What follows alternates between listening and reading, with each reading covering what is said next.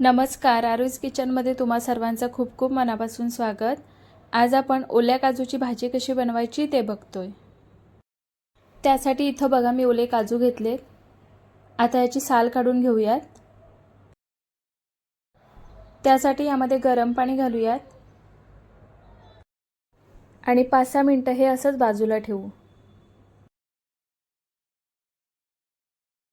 5-6 मिनिटांनंतर बघा काजूचं साल सहज निघतंय। अशा प्रकारे सगळी सालं मी काढून घेणार आहे। आता कढईमध्ये 1 चमचा तेल गरम करायला ठेवलंय। त्यामध्ये 2 कांदे उभे पातळ चिरून घेतलेत ते घालूयात। मंद गॅसवर रंग बदलेपर्यंत कांदा भाजून घ्यायचा आहे। 4-5 मिनिटांनी बघा कांदा भाजून झालाय। आता यामध्ये 1 वाटी ओलं खोबरं घालूयात। ओलं खोबरं सुद्धा कांद्यासोबत भाजून घेऊयात।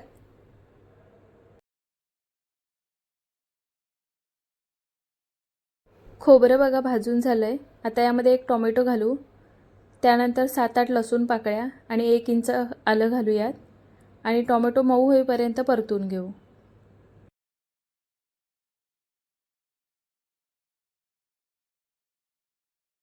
इथं वाटण बघा तयार झालंय। आता हे थंड करून मिक्सरमधून वाटून घ्यायचंय।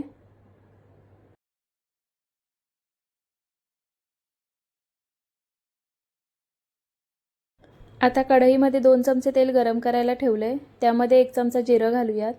जिरं फुललं पाहिजे। त्यानंतर 1 दालचिनीचा तुकडा, तमालपत्र, 3-4 लवंग, 3-4 काळी मिरी हे सगळं 1 मिनिटभर परतून घेऊ।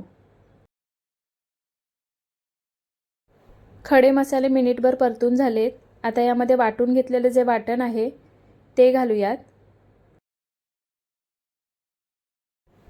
आता हे मंद गॅसवर 2-3 मिनिटं परतून घेऊ।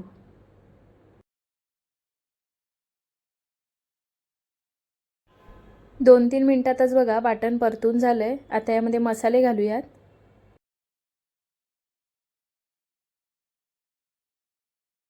1 चमचा काश्मीरी लाल तिखट, अर्धा चमचा लाल तिखट, 1 चमचा धणेपूड,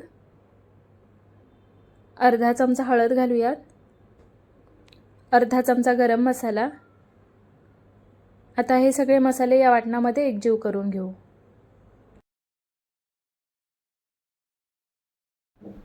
तीन 4 मिनिटं बघा मसाले मंद गॅसवर मी परतून घेतलेत।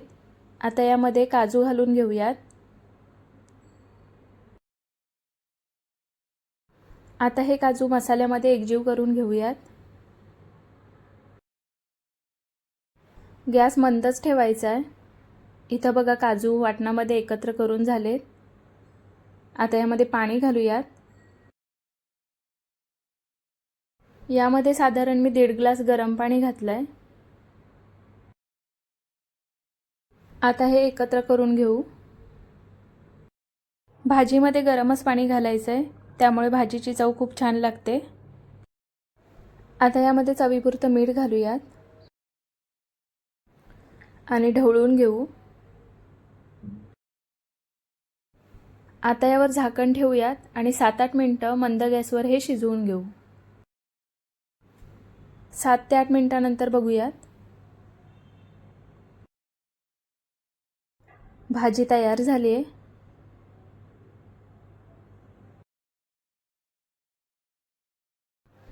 आता यामध्ये कोथिंबीर घालूयात आणि ढवळून घेऊ। ओल्या काजूची मस्त चमचमीत भाजी तयार झाली आहे।